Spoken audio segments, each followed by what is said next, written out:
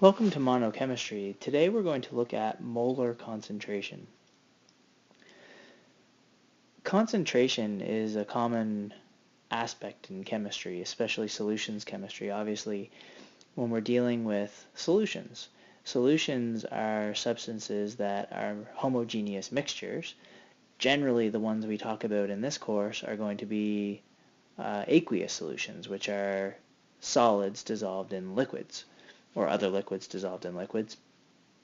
The solvent in these cases, of course, is water, and the solute, generally speaking, will be some sort of ionic substance, although it could be a covalent substance, or it could be another liquid, a liquid, which would, of course, be a covalent substance. But what is molar concentration?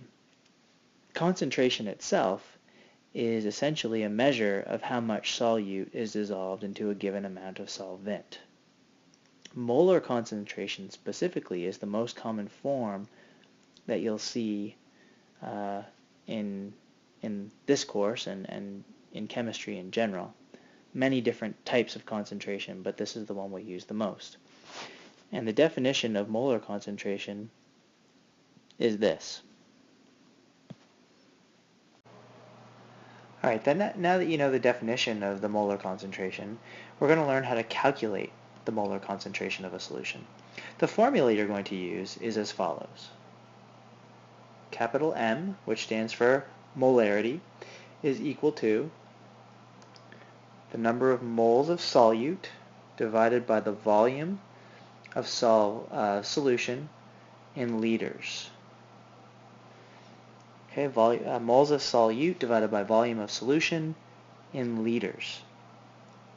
Okay, so it's a fairly straightforward equation, three variables, of which you will generally have two, although there is one exception to that. Sometimes they will give you the mass of a compound that's going to be dissolved into a solution, and of course you're going to have to convert the mass into moles.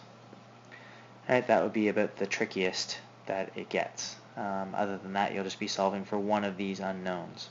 Very straightforward. Now the units for this, as you can see, would be moles per liter, but that's also in chemistry abbreviated as molar.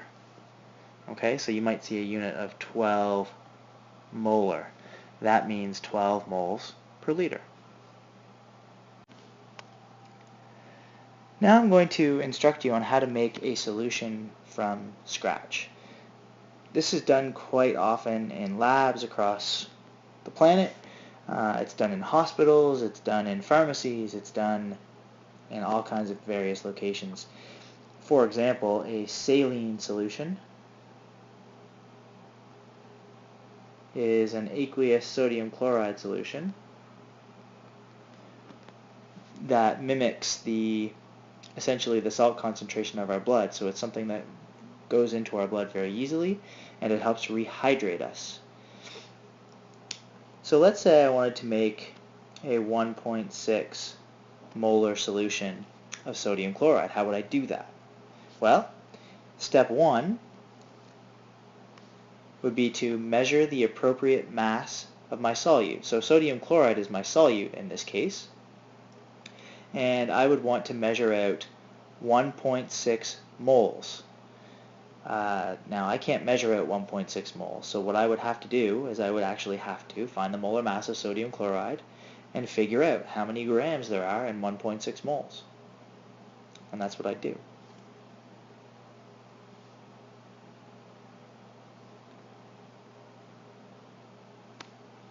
Step 2 is to pour all of the measured out solid into what is known as a volumetric flask. If I am trying to make a very precise solution, I'm going to use a volumetric flask. I'll get to that in the next screen.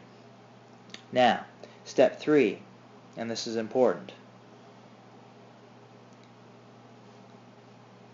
Step 3 is to add enough water to make a 1 liter solution. Here's why. I want to make a 1.6 molar. I don't necessarily want 1 liter of solvent. I want a 1 liter solution. Remember, this particular measurement is moles per liter of solution, moles of solute per liter of solution. So therefore, I only want to add enough water to make my solution equal to 1 liter. Now, am I always going to want to make a 1 liter solution? Of course not. In this case, I was making a 1.6 molar concentration. I was making 1 liter of it. Just so happened it worked out nicely. I won't always be doing that, so some other calculations may be required depending on the actual concentration of the solution and how much of the solution I want, the volume of the solution. So there's 3 easy steps. Make sure you learn them because you are going to be asked to make a solution in the lab and you need to know how to do it.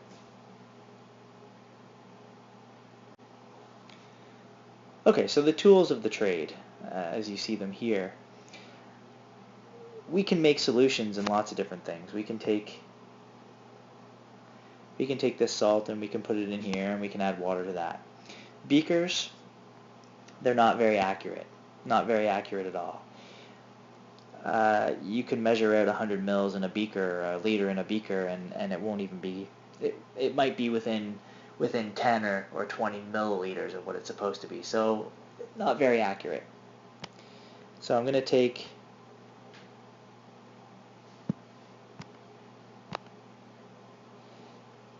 my salt and I'm going to put it in this Erlenmeyer flask. Now Erlenmeyer flasks are a little bit more accurate than a beaker. You probably could get away with between 2 and 5 milliliters you'd be off in an Erlenmeyer flask. So they're a little bit more accurate. The absolute best device, and we do have some of these in the lab, is called a volumetric flask. And that volumetric flask is very, very accurate. It's within 0.1, in some cases 0.01 milliliters, which is pretty darn close to what you want. Now, what makes a volumetric flask so accurate is the fact that, so I don't know if anybody's familiar with how things like these are made. Basically, there would be a cast somewhere in a factory somewhere that would be the mold for each of these things. Right? They would be you'd have a cast for this thing. You'd have a cast for this thing. You'd have a cast for this thing. An imprint that you would use to make this. Right? You'd pour the raw materials in, you'd let it sit in this imprint, and it would form this particular product.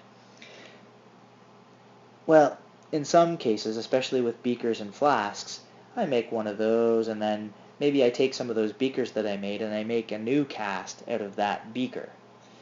And then the precision gets less and less, the accuracy of the device gets less and less. You have so many casts, and you don't know which one it came from.